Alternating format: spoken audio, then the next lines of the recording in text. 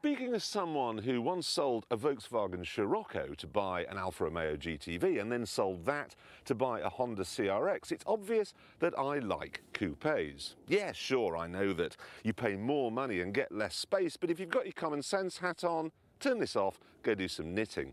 The fact is that in a world of screeching tyres, coupes look good. And that's good enough. This is the Chrysler Crossfire. It's basically a German Mercedes SLK that's been covered in a body that was designed by a Brit. A car America can be proud of then. The automatic version is terrible, the manual is better, but in this company, on this video, it's not good enough. So what about the Nissan 350Z, which is better looking? But I hated it on the road. It was too heavy and too tiring. Mind you, while we're on the subject of cars I hated, let's diverge a bit from the coupe theme and look at the BMW Z4. Now you may be thinking, what's wrong with it? That looks balanced and good enough to me. And you'd be right, because when the valves are bouncing through the bonnet and the tyres are howling, the Z4 is a sensation.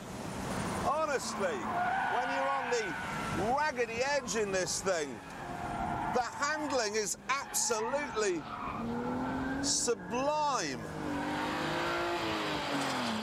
But unfortunately, the fun is spoiled by everything else. The fuel tank, for instance, 55 litres. That's the same size as a wine bottle. And when you're down to the last quarter, you get fuel starvation problems under hard acceleration. Then there's the ride, which is atrocious. On the last version I drove, the electric hood broke, then you've got the cup holders, which are too big for a can, so every time you go around a corner you get a sticky knee. I don't like the ruched leather, too American, too designed for Houston dentists. And it all feels far too flimsy for what is a £31,000 car. And it's not that fast. On top of all this, it doesn't look very nice. So let's get rid of it and get back to the world of the coupe.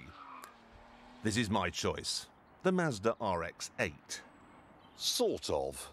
This new Mazda RX8 certainly looks like a two-door fastback, swooping front, sloping rear, and when you open the door here, the red and black interior shouts, "I am a coupe."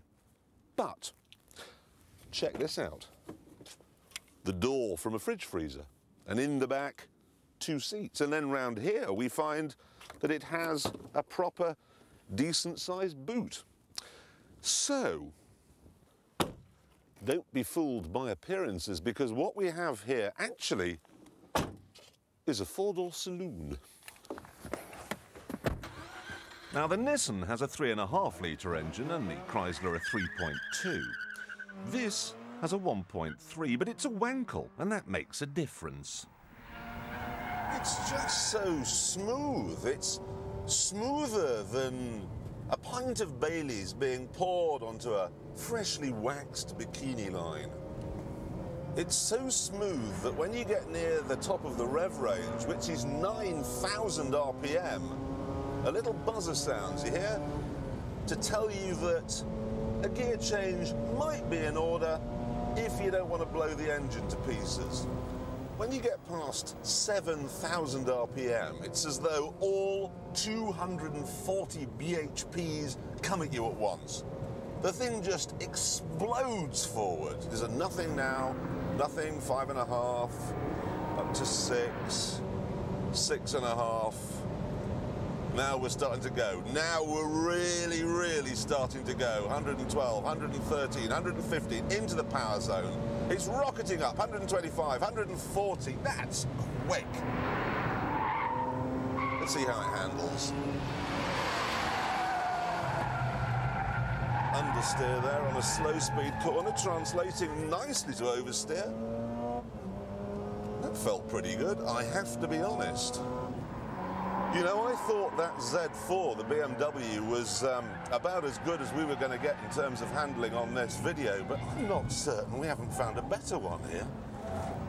I wouldn't mind, but the ride's so good. You don't expect to be able to balance a car that's this kind of soft. This is fantastic. This is easily my favourite car in this section. Fast, good-looking, brilliant to drive, and though it doesn't really matter, practical.